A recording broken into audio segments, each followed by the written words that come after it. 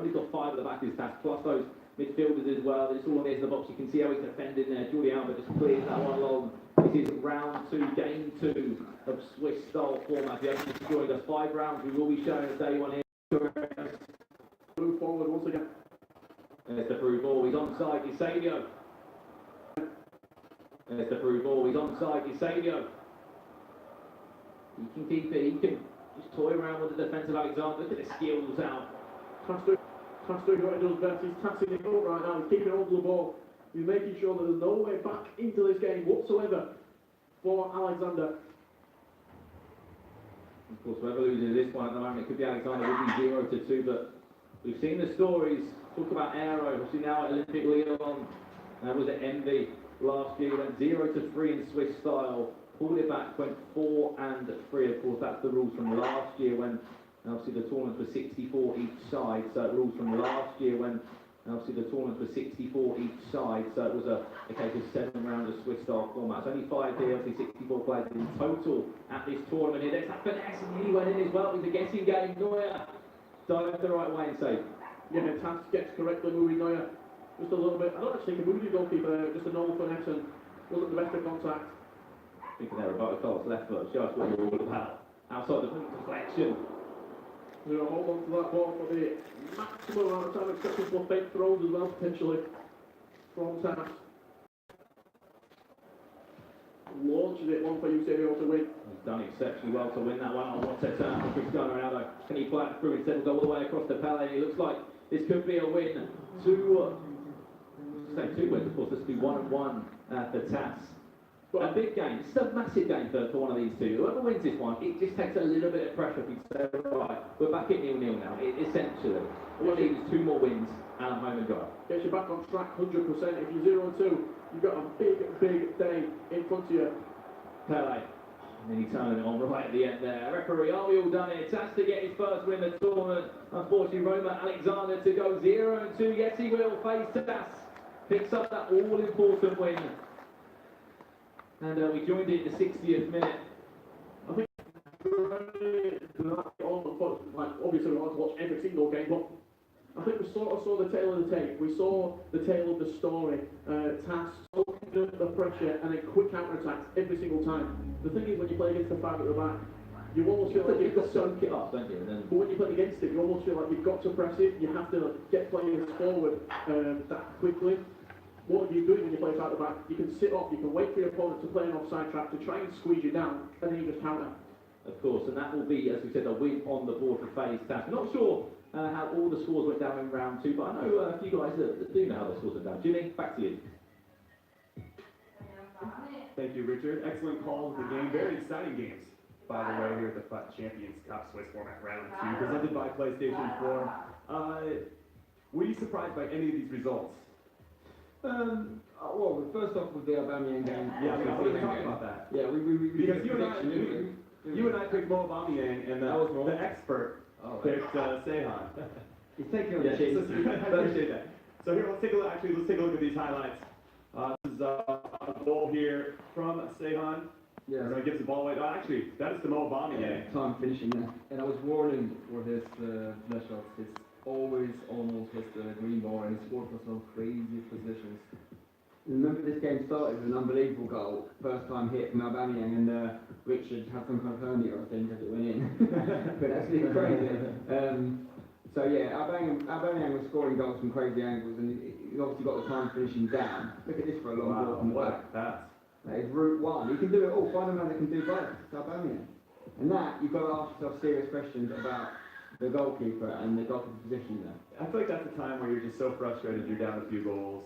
You're just like, I'm just going to guess one side. I'm going to go really early, and if the other person has any type of composure, they're going to bury it. Yeah, I mean, that goalkeeping position is getting really interesting, and then obviously this game is going very well here for Aubameyang, but another game we were watching was the Tex match against Megavic. Massive match, Tex versus Megavic. And again, for the second game in a row, we saw Tex outwit his opponent in the way that the opponent was using the goalkeeper positioning, and he knew what way they were going to go. He did a really basic finish for the other post, and it goes in. So my thought would be, if I was watching this and I was playing Tex, I'm not going to do my goalkeeper movement anymore, because he's one step above, he's one step ahead. Yeah. And then there was another game where Tex came back came down against a very good opponent this time in Megabit and got the result. What is that going to do for his confidence, Boris?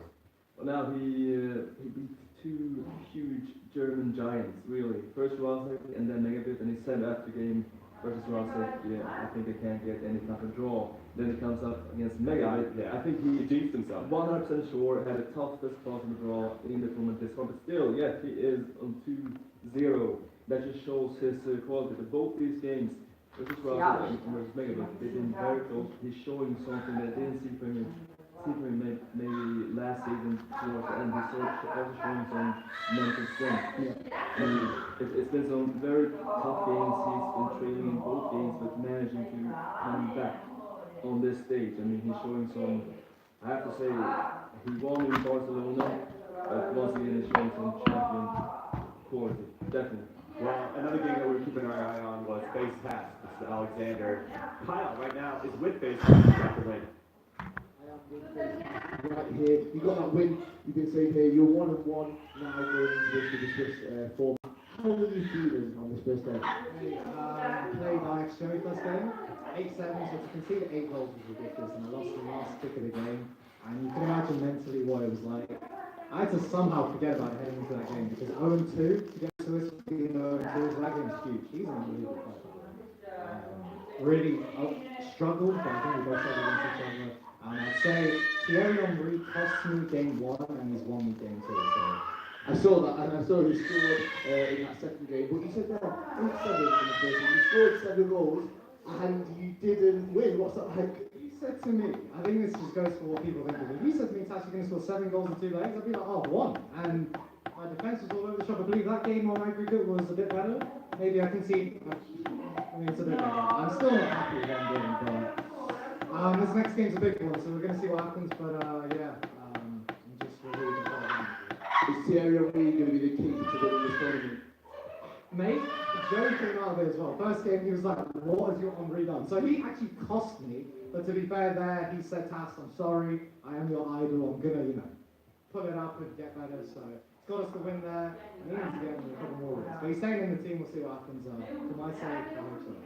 There we go. Thierry Henry is staying in the team, and hopefully he's going to pull out some amazing performances for you to win this tournament.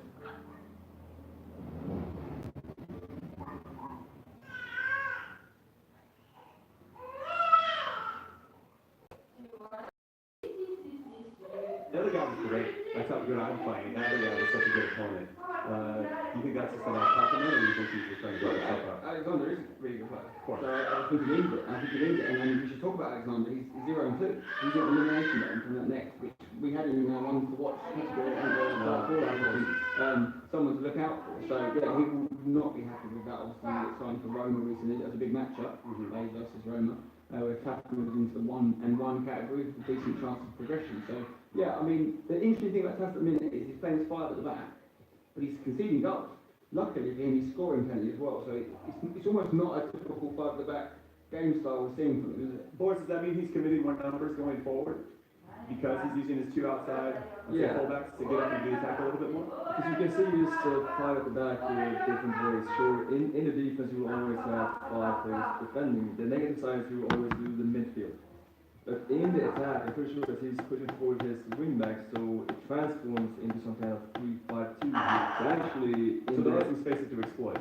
definitely yes, but I don't see this as an attacking core formation, especially with the right instructions. You could push your wingbacks forward and get actually a nice, a lot of options in the attack. So surely on the paper it looks very, very defensive, but the way that he's using it, it still ends up somehow to being attacking. Right, well, these are just 3 games of many that happened in round 2 of the Swiss format. Let's take a look at the rest of the results. Pop up here on the screen. Phil B, Toronto FC MLS representative, beating Aga.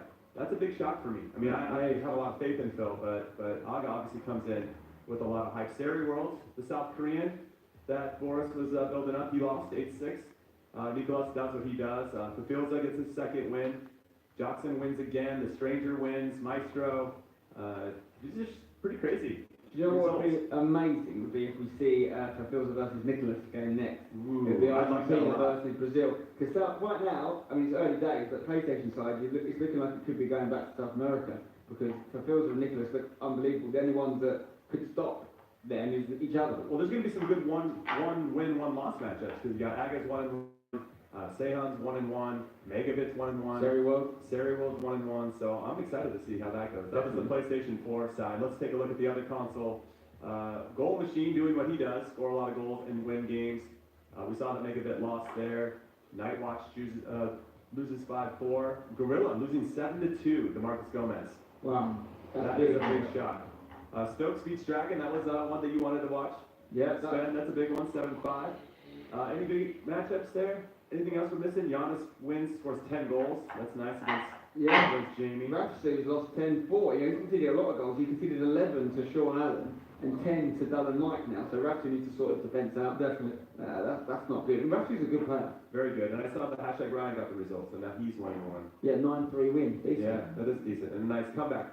And I think that says a lot for anybody that went 0-1 to start. To come back and get that second win coming strong. So hat tip to everybody that did that. But now they're going to face another opponent who might be coming off a loss, not feeling so good about themselves. That's a pivotal game, isn't it, Boris? That one from, maybe you lose the first one, or you lose the first one, win the second. You're coming in now like, all right, I'm kind of finding my rhythm. And then you won your first one, you felt good about yourself, and now you lost that second one. Now you're starting to question yourself. How pivotal is this game 3? Yeah, I mean, for a FIFA player, the confidence means almost everything. Because when we come to this stage, looking at the level, everybody here are FIFA experts. And it all comes down to, okay, you have to think, you have to believe that I'm better than this guy. And of course, if you are at a 1-1 record, talking about confidence, you'd rather be coming from losing the first game and winning the second, so you have a winning streak. Because that surely will boost your confidence. But still, 1-1 is not that critical. Kind of, though. I mean, there's only kind of games this time around in Swiss format. Kind of, but I mean, if I was 0-2, I would be much more worried. I mean, now there's still time for error. There's still an error margin, so I feel that 1-1 at this stage, you're not freaking out. No. So, Boris, from one FIFA legend and FIFA expert to another, we're going to throw it over to Mike Lavelle, who knows a lot about this game, and Rachel, of course. So take it away. Thanks, guys. I'll forgive you for not calling me a legend, because obviously Mike Lavelle is the legend of the game here. But our pick for Swiss round 2 is the all-German matchup. We have Mo Aubameyang taking on Xi'an, of course. We had that game. I'm just going to put out a little fact as well. I think there's 17 German athletes competing here. Obviously, the most represented company of the tournament so far. But what we actually picked, we're going to stay with our theme of looking at new additions for FIFA 19. And what we wanted to bring to your attention is the timed finish shot. So we picked up quite a few examples actually from Mo Aubameyang's game. He had a lot of goals. We kind of weren't even across it from the start, and then bang, he had a goal. And the green little timed finish mark came up right away. So he's going to run through this first goal of the game, and it was a timed finish goal. And then we're going to have a little pause. We're going to show you how good it was first. There we go, bang, the green icon came up, and now we're just going to pull it back so Mike can have a little chat about how good that was and how accurate Mo Aubameyang was in this position here. If we just pause it here, this is what I want to talk through here, the accuracy, I guess, Mike, on this shot here. We bring that back on Zoom. So something that's special about Mo Aubameyang's time finishing is that he wouldn't score these goals if he wasn't using the time finish. Plain and simple. When we've seen some of the volleys and some of the angles that he's scoring goals from. And I want to talk about the time finishing just briefly for you guys at home that maybe haven't implemented this into your gameplay yet. In order to execute the time finish, you're using the shooting command, you're powering up your shot like normal. However, when the player is about to connect the ball, that's what you're seeing on screen here, that's when you're going to hit the shooting command a second time for the input, and that's where you activate the time finish. That's what you're seeing here, and it's just a beautiful goal. And I want to bring a little more attention because Mo Aubameyang is so gifted at this. You ask any pro player here, will say, hey, you might be top 3, top 4 at using the time finish from odd angles, weird situations, and in a creative way. He flicked up a couple like balls for himself in this matchup against Xi'an, and it worked for him. Plain and simple, it worked for him. Come on, Amayara. And as you can see, quick play, we get a little rerun, and the goalkeeper's caught watching. And this is a good example of accuracy being improved with the time finishing. It's power play. I think this is a good example of accuracy, but that leads us into our second clip. Yeah, the second clip here we're going to show is, I guess, an example of the power. So the time finishes, like Mike just said there, add so much more power to the shot. So again, we'll just run it through so you can see it in its full glory before we try and break it down. There we go, bang. How did you miss from that? When you're using the time finish and when you're using it well, but you just said there, obviously, it's a double click. Correct. But how difficult is it to influence that double click if you're not a pro player? Well, a lot of people have used the low driven last year, which was a double tap. It was a very quick double tap versus, like I said, the time finishing this year, whether you're using a finesse shot, you're using a driven shot, a volley, a header, a chip, any of the above. It's all about connecting when that player is going to shoot. When the ball's close to him is when you want to activate it. So it's a little bit of a delayed second input. I'm going to try and stop it now. Yeah. Oh, I'm nearly. It's tough here, but that's, so what's Mo's done here is he's already hit a double tap and timed it. Look at the power bar down there. He's already got full power on this and it's timed perfectly. It's very difficult to do off a volley. Very difficult to do off a volley. Much easier from a finesse shot or even a normal power shot, which is what we're used to seeing a lot of goals that look the same.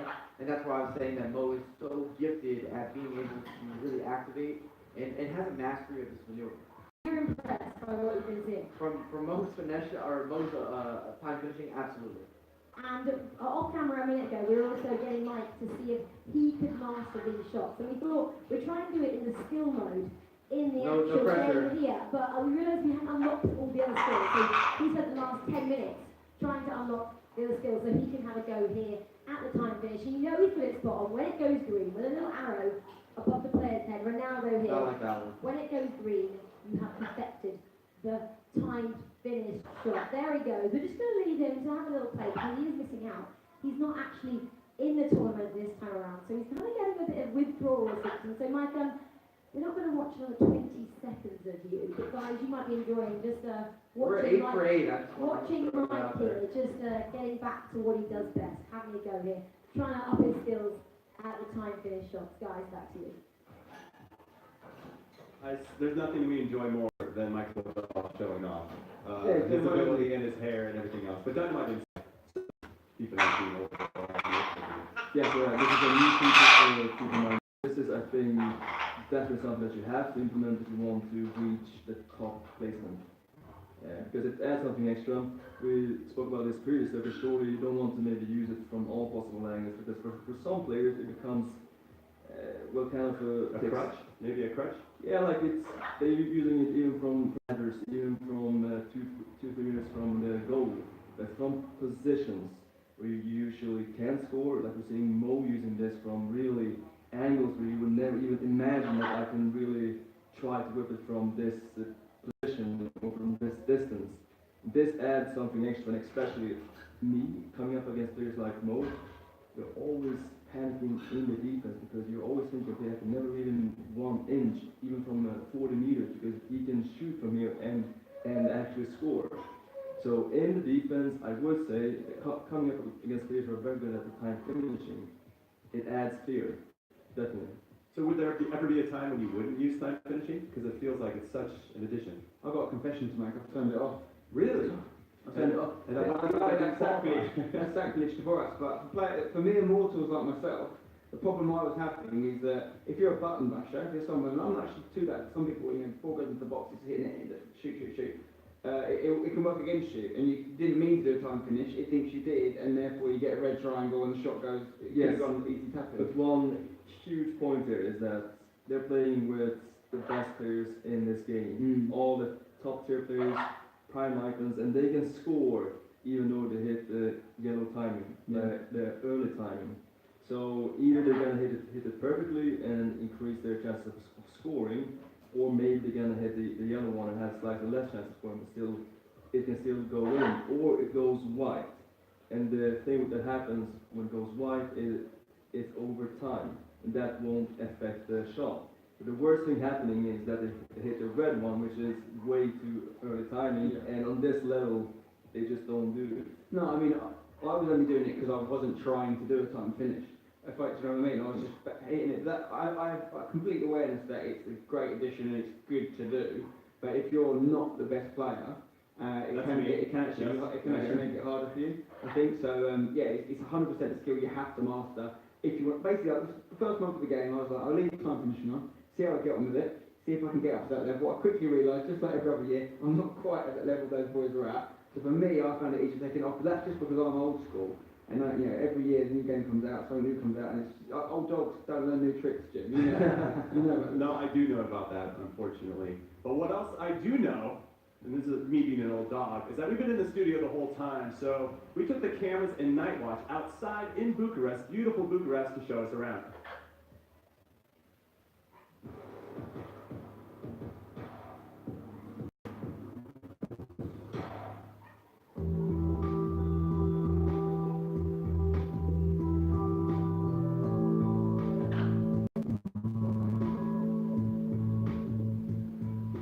My name is Ivan. I'm a professional FIFA player for Echelon Resort.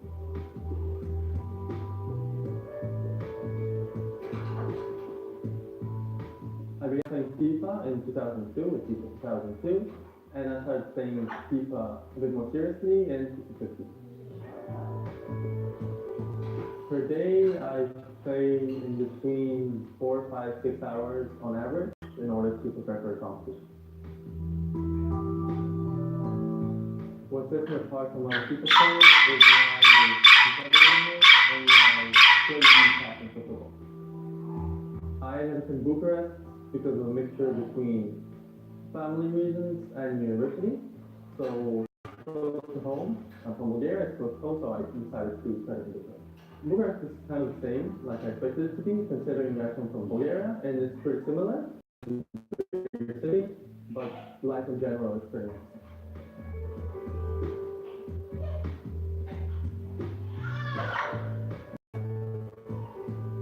So we have the Lion, one of the most famous restaurants in Bucharest. And we're going to try the famous Bucharest meal, the meat.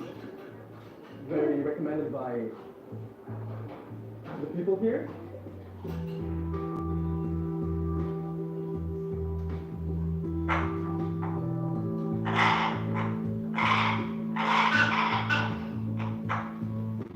Recommended by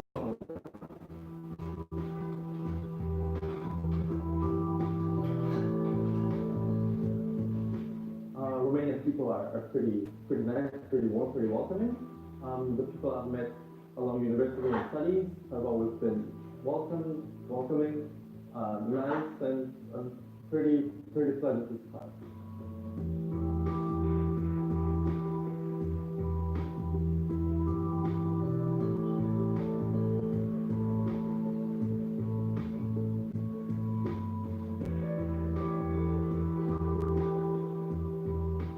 If you want to learn something about the history of Romania, this is the place to come. It's a history museum in Bucharest.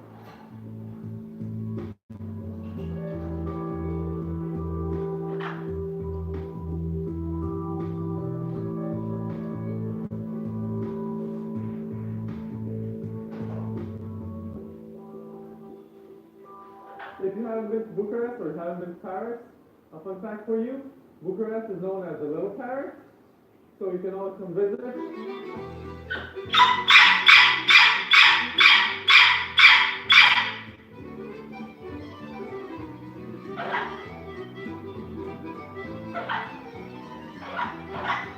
So here we are in front of the National Theatre of Bucharest. If you fancy some theatre, this is definitely the place to go.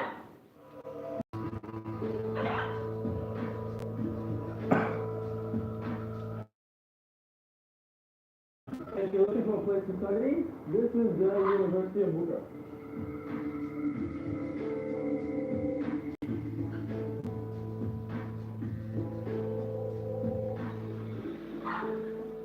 This is the Romanian Athenaeum. If you want to go to a classical music concert, this is definitely the place to go.